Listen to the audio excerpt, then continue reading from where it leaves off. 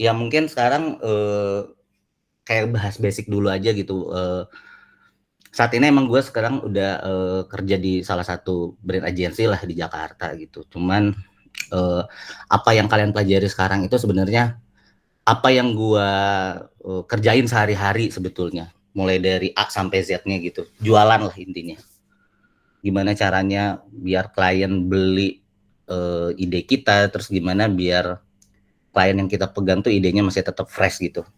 Cuman satu hal yang perlu kalian tahu kalau agensi itu sebenarnya adalah satu unit bisnis yang dimana kita harus tahu dan paham itu human behavior gitu. Kita harus paham konsumen kita gitu.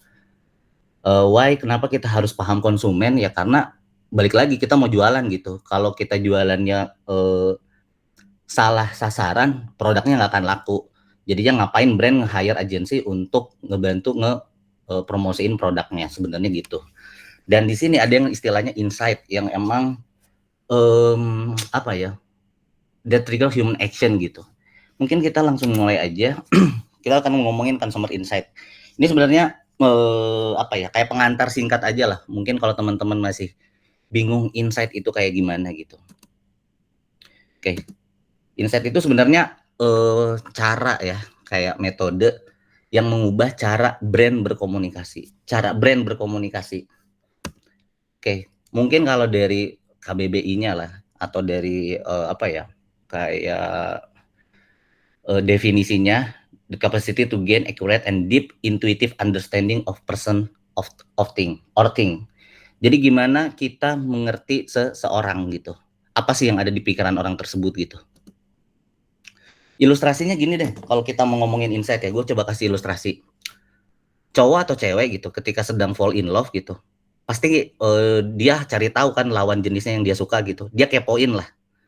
Dia ngepoin sosmednya, dia kepoin dia suka nonton apa, terus dia suka makanan favoritnya apa dan lain-lain lah gitu. Ketika kalian utuh kepo sama yang tadi gue ilustrasiin gitu, artinya itu kalian sedang mencari insight. Dia suka kucing, tapi kucing campuran. Spesifik lagi, dia anak pantai tapi dia nggak suka naik gunung misalkan. Oh iya, gebetan gue tuh suka bola, klub favoritnya Manchester lah. Terus dia suka film horor, tapi ya horor-horor jadul. Nah, proses ini tuh adalah proses mencari insight. Kalau kalian cuma nyari, dia tinggal di mana? Oh dia tinggal di Jalan Salak.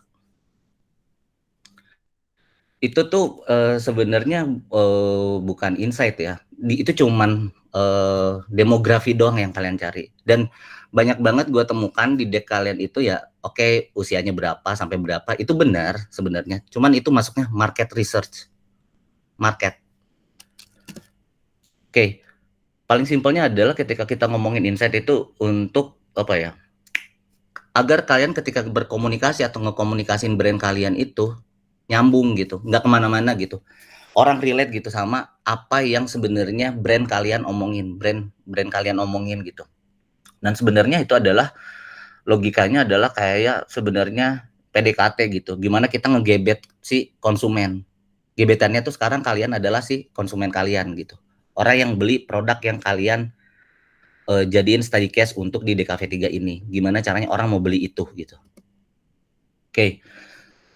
Ada dua tipikal research ya sebenarnya ketika kita ngomongin ketika kita ingin mencari insight gitu. Ada yang namanya market research, itu fokus ke data.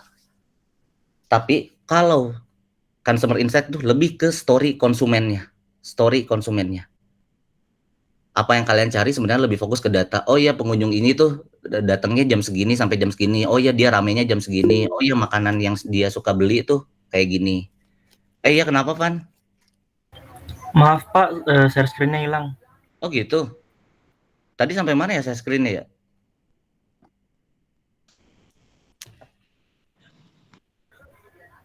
Tadi Wait. baru banget setelah customer insight kok Pak. Sorry.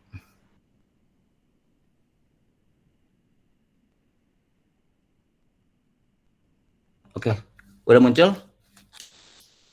Sudah Pak. Oke. Tadi kalian dengar sampai mana? Yang market research sama consumer insight ya? Iya, Pak. Oke. Ya tadi yang seperti gue bilang gitu, kalau sebenarnya adalah market research itu kalian lebih fokus ke datanya gitu. Data dari apa yang kalian riset. Sedangkan kalau consumer insight itu lebih ke story-nya, story konsumennya. Nah, output informasinya itu sebenarnya lebih apa ya? Lebih masuk ke level personal si konsumen kalian. Itu lebih deep lagi sebenarnya. Makanya ya sama aja ketika lu lagi ngegebet lawan jenis lu gitu, ya lu pasti akan mengepoin semua hal yang dia suka. Kenapa? Supaya nanti ketika lu jalan nggak awkward moment gitu. Lu tahu apa yang bisa diobrolin lebih dalam lagi. Sebenarnya kayak gitu. Oke. Semakin dalam informasi tentang konsumen lu, ya artinya strategi yang lu rancang juga enak gitu untuk merancang strategi brandnya gitu. Terus kalian juga udah bisa menarik minat konsumen kalian gitu. Nah, pertanyaan selanjutnya adalah why sih, kenapa sih gue harus ngerti consumer insight gitu. Oke, gue akan sedikit tarik mundur ke belakang gitu. Jadi marketing sama komunikasi sebelum era consumer insight itu dia cuma fokus ke produk doang. Dia cuma jualan produk. Ini produk gue. Ya kelebihannya bisa A, bisa B, bisa C. Lo butuh ya udah lo beli. Itu era sebelum consumer insight. Era marketing, era jualan lah sebelum consumer insight gitu. Nah, sedangkan setelah setelah consumer insight, komunikasi itu bersifat apa? Di sini tuh, oke, gue tambahin lagi. Di sini tuh sebenarnya komunikasinya tuh masih satu arah gitu. Karena ya balik lagi konsumen tuh nggak dilibatin ketika proses perencanaan strategi untuk menjual si produknya gitu. Ya udah it's all about the product gitu. Produknya punya keunggulannya apa? Ya udah ini yang dijual. That's why produknya bisa kadang laku, bisa kadang juga enggak gitu. Ya kalau produknya laku berarti itu momennya tepat aja bahwa sebenarnya kena ke target audiensnya. Tapi kalau misalnya target audiens lain beli untuk misalkan narik gimana cara pembelian atau penjualan produk gue masih tetap bisa meningkat, ya lu harus masuk ke sisi terdalam si pembelinya gitu. Lu cari tahu itu gitu. Sampai akhirnya di sini makin lama makin berkembang, brand tuh udah mulai sadar gitu, gimana ya gue harus ngebangun loyalitas. Jadi gue nggak mau sebatas kayak gue jualan, gue punya brand, tapi gue nggak mau brand gue tuh cuman dibeli ya udah karena gue butuh doang. Tapi gimana brand gue bisa bertahan sampai 10 tahun ke depan, beberapa tahun ke depan gitu. Jadi before consumer insight itu yang ada logikanya itu adalah tawarkan, beli, selesai. Gue punya produk, gue tawarin ke orang itu beli, ya udah selesai di situ. Nggak ada tuh diomongin produknya. Ya udah cuman segitu doang gitu. Tapi ketika kita ngomongin consumer insight, komunikasi sama marketing itu harus berakar sama aspek emosional. Nah, balik lagi ya, karena gue udah baca beberapa deck kalian itu semua berakar dari produk. Semuanya mengakarnya ke produk terus. Kalian mau jualan cuma produknya doang gitu. Oke, produknya ini bisa A, bisa B, bisa C, ya udah. Terus apa hubungannya sama customer kalian gitu. Nah, sedangkan di sini kalian tuh harus coba, atau consumer insight itu gimana kita nempatin brand di konteks personal konsumen dan menjadi solusi dari sebuah problem. Itu poin pentingnya dari sebenarnya si consumer insight. Nah, ketika di sebelum consumer insight itu tadi yang gue bilang tawarin, beli, selesai, itu sudah fokus semuanya ke produk, jadinya gini. It's about the consumer gitu. Gue tahu apa yang lu butuhin dan gue punya solusi. Itu sebenarnya perbedaan yang mendasar gitu antara ketika lu emang mau jualan produknya doang, tapi nggak memikirkan gimana strategi ke depannya. Nah, sedangkan kalau lu udah harus mikirin strategi ke depannya, lu nggak bisa fokus di produk doang gitu. Lu harus fokus ke konsumennya gitu. Kalau lu sebenarnya lihat-lihat iklan yang ide-idenya, kok nggak kepikiran ya, kok dia bisa bikin iklan kayak gini ya? Itu dia nggak jualan produk, dia jualan emosi. Dia ngejual emosi yang ada di konsumernya. Oke, sekarang gini, gimana gue harus ngolah consumer insight jadi strategi komunikasi. Let's say gue kasih contoh satu case. Ada yang tahu sampo ini? Pasti tahu lah. Dia punya tagline kan, ketombe siapa takut. Kalian pasti udah pernah dengar lah. Oke. So gimana consumer insight mengubah strategi komunikasi sampo clear? Jadi gimana di sini clear mau ngubah strategi komunikasinya? Oke. Kita mungkin akan sedikit play ya, iklan Clear awal 90-an dulu.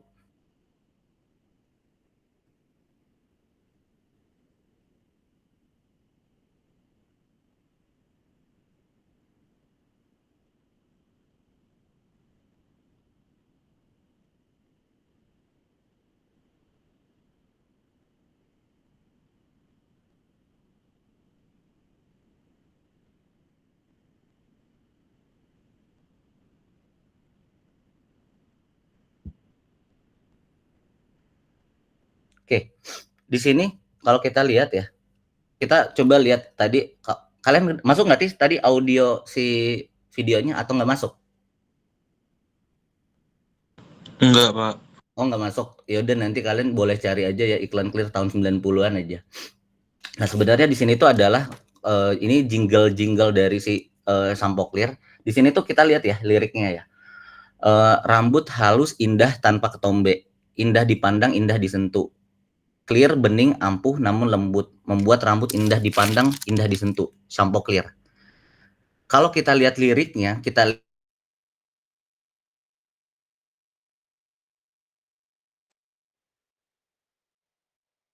sampo ini, oke, rambut lu enak buat dilihat, bagus untuk disentuh, pokoknya indah tanpa ketombe.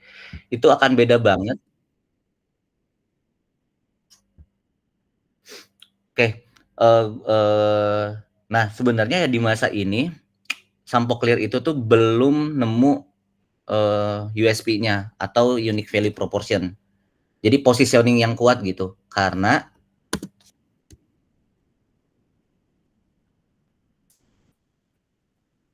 dia belum nemuin unique value proportion yang kuat. Karena apa? Karena semua sampo merek apapun mengkomunikasikan hal yang sama. Semua sampo itu jualannya ya udah apa ya, bisa membersihkan ketombe gitu. Terus kalau bisa membersihkan ketombe ya udah, dia cuma jualannya kayak gitu. Terus gimana ide kreatifnya ketika untuk nge-brand strategi communication-nya si Clear ini bisa berjalan? Akhirnya kalau kita lihat iklan Clear di adalah iklan Clear di awal 2000-an.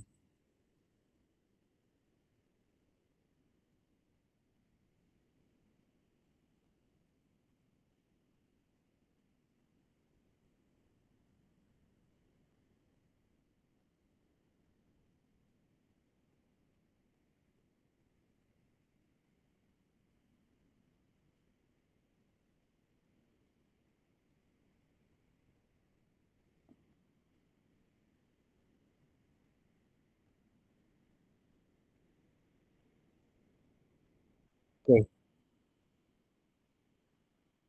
Di sini kita bisa lihat ya, kalau di daerah 2000 tuh fokusnya udah langsung ke positioning Clear sebagai sampo anti ketombe. Tapi strategi tersebut itu bisa bertahan sampai sekarang gitu. Kalau dilihat ya dari awal 90-an sampai 2000-an itu secara strategi komunikasi visualnya, terutama di iklannya itu berbeda jauh. Nanti kalian bisa searching aja iklannya kalau emang nggak kedengaran suaranya. Nah, pertanyaannya di sini, gimana Clear membangun strategi komunikasi berdasarkan positioning yang baru nih, berdasarkan apa yang kalian lihat tadi gitu, sebagai sampo anti ketombe. Nah, balik lagi apa yang gue bilang sebelum memutuskan angle komunikasi, sebenarnya yang harus dicari tahu dulu adalah insight konsumennya terkait sama ketombe. Dia nyari insight konsumennya terhadap persoalan ketombe. Sampai pada akhirnya insight yang muncul adalah ketombe bukan cuman masalah kepala, tapi masalah psikologis. Yang tadinya ya udah ketombe ya udah cuman masalah kepala, jadi kayak rambut lu ketombean ya udah ini masalah kepala, tapi insight-nya tuh bilang bahwa enggak, ini tuh bukan masalah kepala tapi masalah psikologis. Kenapa masalah psikologis? Karena gini, ketidaknyamanan kulit kepala karena ketombe bukan masalah utama dibandingin dengan malu rambutnya berketombe. Artinya apa? Kalau rambut ketombean jadi nggak pede dan takut pakai baju hitam. Nah, kalau kita lihat di sini, ketika dia udah nemuin insight, nemuin sebuah problem, tapi based on insight, akhirnya solusi yang terjadi apa? Yang tadinya Clear itu tagline-nya ketombe siapa takut, jadi pakai hitam siapa takut. Dia udah nggak ngebawa ketombenya nih. tapi dia ngebawa pakai hitam siapa takut. Karena apa? Balik lagi, Clear itu tadi udah nemuin bahwa sebenarnya ketombe ini tuh udah bukan hanya masalah kepala doang, tapi psikologi gitu. Orang lebih malu gitu ketika rambutnya berketombe, dan dia lebih malu lagi kalau dia pakai baju hitam. Kelihatan banget, makanya iklan-iklannya dibuat kayak tadi gitu, seolah-olah nyari ketombe. Nah, lewat insight ini akhirnya berpengaruh besar lah sama strategi komunikasinya si Clear gitu. Jadi identitas brandnya tuh udah lebih kebangun gitu. Dan akhirnya sampai sekarang communication identity-nya tuh udah kayak tone manner-nya dibangun secara konsisten. Talent utama pasti menggunakan outfit warna hitam. Dari awal 2000-an hingga sekarang. Dia udah nemu tone manner-nya, strateginya. Ide kreatifnya udah lebih fresh juga gitu. Jadi dia udah nggak lagi fokus sama keindahan rambut, tapi menguatkan positioning terhadap sampo anti ketombe. Nah, lewat consumer insight ini, sebenarnya Clear udah sekaligus mengatasi 2 masalah terkait ketombe. Pertama adalah masalah kulit kepala, kedua adalah masalah pada isi kepala. Yang tadi gue bilang, masalah psikologis. Jadi intinya, ketika teman-teman untuk nyari insight itu, sebenarnya kalau kalian enggak apa ya, kalau kalian melihat insight itu masalah sepele, enggak, itu tuh krusial banget gitu. Gimana kalian mau bikin strategi komunikasi atau nyari angle komunikasi yang menarik kalau kalian nggak tahu kalian ini jualannya ke siapa. Kalau kalian jualannya ke produk, ya udah, produknya ya udah cuman kalian riset nih ke yang punya produk, nih gue mau jualin produk lu. Ketika produknya laku, ya yang seneng cuma ownernya doang gitu. Konsumen nggak ada yang relate gitu sama apa yang sebenarnya kalian coba komunikasiin gitu. Karena di sini apa? Kalian sedang mencoba melihat bagaimana angle atau arah komunikasi dari strategi kreatif yang kalian mau coba build gitu. Sebenarnya di situ. Gue akan coba kasih satu case lagi ya. Ini tadi sampo Clear. Sekarang kita coba lihat ini. Ini lebih gila lagi sebenarnya. Tapi kita akan coba lihat insight-nya.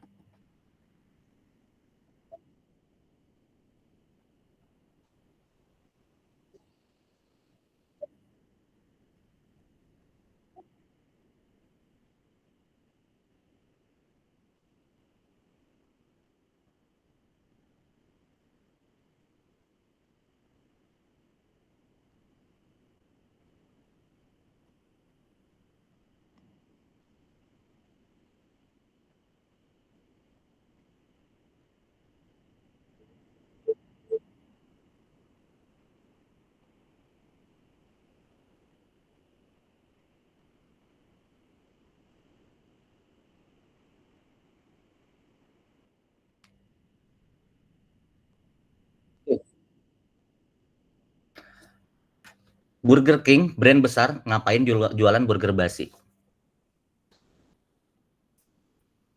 Seperti kita tahu gitu, kalau kita ngomongin iklan makanan tuh pasti iklan makanan tuh diambil dengan shot yang bagus, beauty, clean. Tapi sekarang yang terjadi adalah perusahaan segede Burger King ini ngapain jualan burger basi gitu. Kita akan coba bedahnya apa, kenapa Burger King bikin campaign ini, kita coba lihat apa sih problemnya, insight-nya apa, dan kenapa solusinya bikin video yang se-ekstrim ini gitu. Well, kita mulai dari dari problemnya. Misalkan dari kalau gue bilang ini adalah observasinya gitu. Fast food nggak sehat sebenarnya. Dia adalah apa ya? Fast food itu emang udah kita tahu pakai bahan pengawet. Nah, ketika kabar ini tuh sebenarnya bikin orang takut untuk konsumsi fast food gitu. Tapi di satu sisi juga ini menjadi kabar buruk, jadi kabar buruk untuk bisnisnya si Burger King gitu. Karena orang udah mulai aware gitu bahwa sekarang udah banyak pengawet buatan gitu di makanan, bahkan karena makanan ini pakai pengawet buatan, dia bisa bertahan sampai bertahun-tahun. Akhirnya itu yang ngebuat orang-orang jadi takut mengkonsumsi fast food gitu. Kalau gue makan fast food ya artinya apa yang ada di dalam tubuh gue bakal awet gitu, dan itu nggak baik buat kesehatannya dia. Nah, ketika di sini di satu sisi problem ini muncul, orang juga aware gitu untuk apa hidup sehat, orang mulai aware untuk hidup sehat, lebih aware terhadap makanan yang masuk ke mulut mereka. But ya bisnis ya tetap bisnis. Ya Burger King nggak mungkin dong karena ada problem ini dia berhenti jualan gitu. Bangkrut perusahaannya gitu. Nah, sementara di satu sisi juga orang tuh banyak yang suka sama brand ini gitu. Cinta sama brand ini gitu. Bukan karena persoalan fast foodnya tadi gitu, tapi karena orang udah tahu rasanya lezat apa dan segala macam. Lah, nggak bahaya juga ya emang kalau misalkan orang udah tahu, udah cinta sama brand lu, udah suka sama makanan lu, terus lu nampilin iklan yang kayak gini. Kita lihat lagi.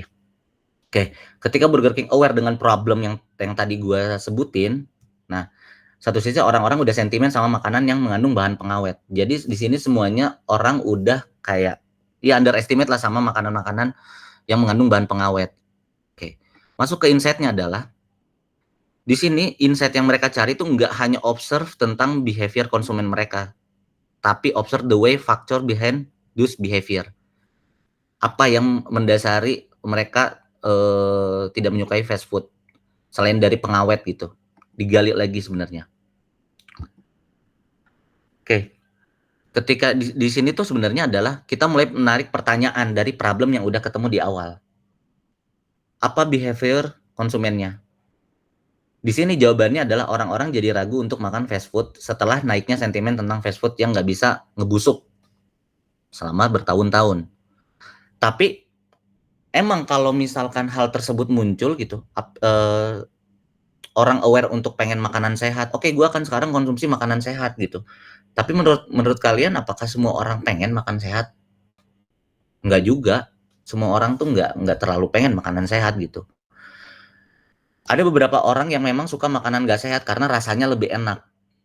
Sama aja kayak kalau kita misalkan suka gorengan gitu, kita tahu gorengan tuh kadar minyaknya sebesar apa gitu. Ya tapi kita masih tetap aja makan itu gitu, makan gorengan. Pertama harganya murah dan emang enak gitu.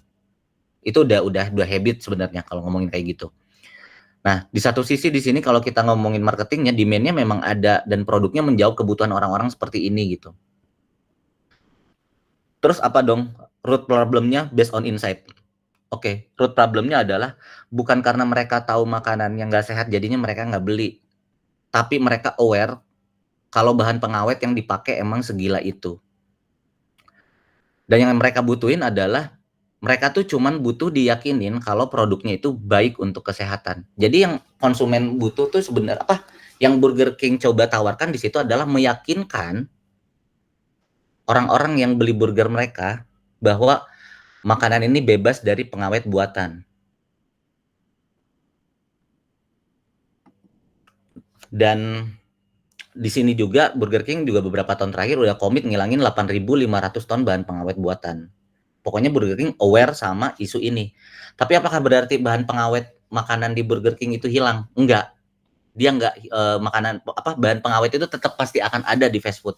Cuman di sini Burger King mau ngasih strategi komunikasi atau nyampein solusi bahwa gue emang ada bahan pengawet tapi tidak sebanyak yang apa yang lu lihat sebenarnya. Nah, di sini kalau gue lihat analisa gue adalah gimana cara mereka mau ngasih tahu ke audiensnya bahwa burger mereka bebas dari bahan pengawet, dia nge-twist ide. Nah biasanya kalau kita lihat yang tadi ya kayak burger itu disajikan dengan kita ngeliatin pasti kalau yang idenya biasa-biasa aja yang lurus-lurus aja ya udah lu bikin burger gitu. Terus lu liatin proses bikin burgernya. Oh iya nggak ada bahan pengawet gitu. Semua orang lihat dan segala macam. Oh ya bagus ya bahan-bahan dasarnya seger apa dan segala macam. Tapi itu nggak diambil sebagai angle komunikasi oleh Burger King. Kenapa? Karena dia pengen ngebuat orang aware gitu sama problem yang dia angkat. Jadi Burger King ini tuh sebenarnya ngasih problem dari ngasih solusi dari problem sebenarnya. Makanya di sini relevansinya itu 80%, 20%-nya dia twist. Dia twist apa ya udah, dia balik polanya. Dia bikin burgernya itu seolah-olah bukan seolah-olah ya. Jadi burgernya itu dalam 30 hari itu udah basi. Artinya dibanding dengan makanan yang basinya itu bisa sampai 1 tahun, artinya di sini udah kayak mendefinisikan bahwa makanan gue udah bebas bahan pengawet. Akhirnya solusinya ya udah solusi angle komunikasinya adalah menampilkan produk unggulan Burger King Iya, kalau lu lihat tadi, burgernya itu adalah salah satu produk unggulannya Whopper, dengan tampilan yang udah basi selama 30 hari. Nah, di sini juga Burger King ngasih statement kalau produk mereka bebas dari bahan pengawet. Mereka nggak bilang makanannya bagus untuk kesehatan. Ingat, Burger King di sini nggak bilang makanannya bagus buat kesehatan. Mereka cuman bilang makanan mereka bebas dari pengawet buatan. Nggak ada mereka punya statement makanan gue sehat. Kenapa? Karena dia juga udah tahu kalau fast food tuh nggak sehat. Dia udah tahu fast food nggak sehat. Tapi dia juga tahu bahwa orang itu lebih suka makan fast food gitu. Kenapa? Karena nggak semua orang sehat pengen pengen makanan sehat.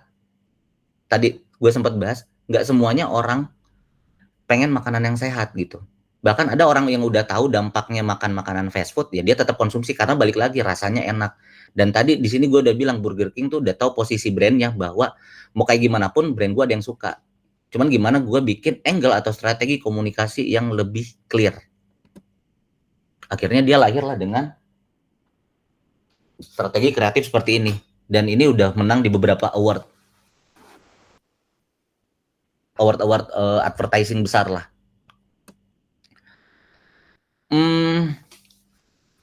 Sebetulnya sampai di sini dulu sebelum gua ngasih tahu how to generate idea-nya